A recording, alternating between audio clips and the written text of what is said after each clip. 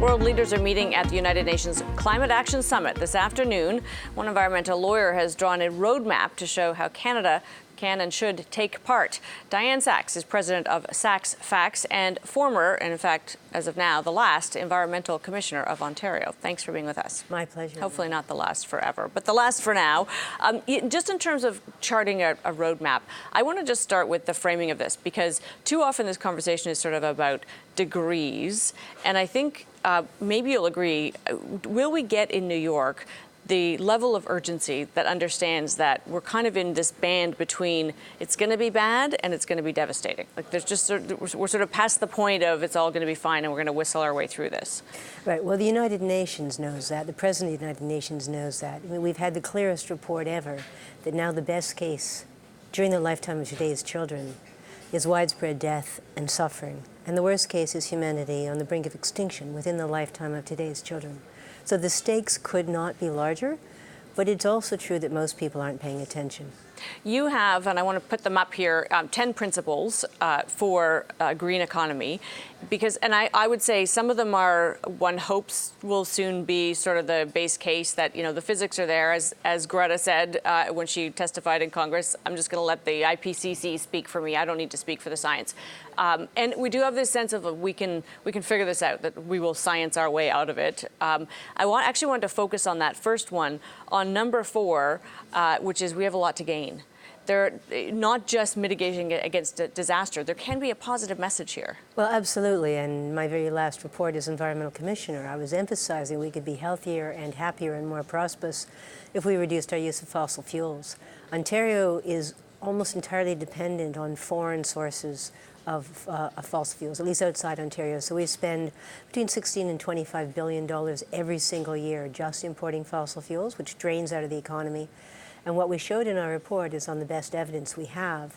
We would be financially the same or further ahead if we cut our fossil fuel use about 20–30%.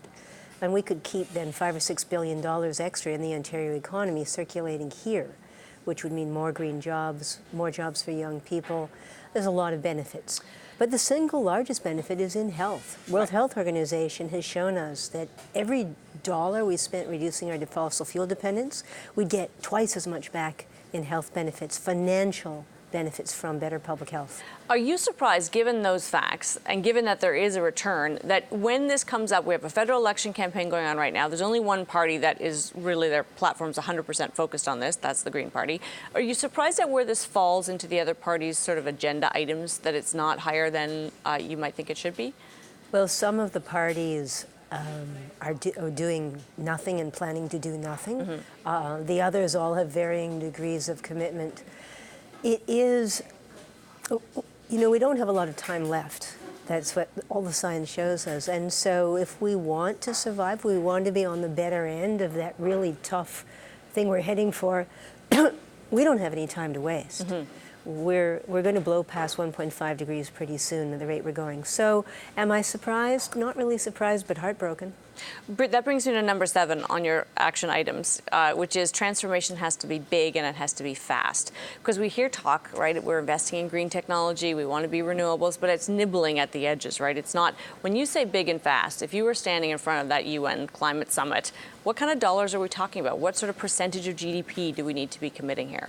Well, we need to be spending as much as at least as much on renewables as we are on fossil fuels. We have to stop spending on fossil fuels.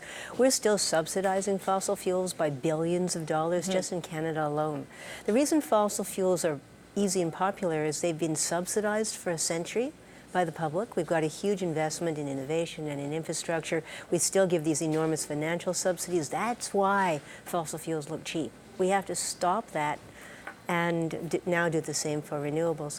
We do see things happening. I mean, it's great to see Amazon ordering 100,000 electric vehicles. Yep. Good step in the right direction, but we need to do enormously more. We've seen hundreds of thousands, I guess if you add it up, by millions of people around the world marching in the streets for climate action. This week. 4 million this week alone, driven by young people. And young people aren't saying, you know, we'd really like this to happen. They're saying, stop being ridiculous. You must do this. And yet they're not in charge. Old people are still in charge. And unfortunately, given our longevity, likely to stick around. Are we going to get the message from the young people? Because it's pretty clear they're not confused about this issue at all. Well, they're terrified, and they're right to be terrified.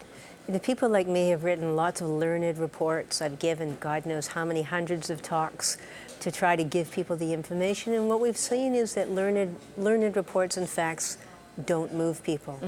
But young people in the streets, people who would like to be grandparents someday, hearing that their children will not have children because the future is too terrible, that might get through. We need the young people, and that's why I ran the Youth Climate Action Summit in Toronto yesterday, to support young leaders and to give them skills, because they're able to shake the tree that we old people haven't managed to do.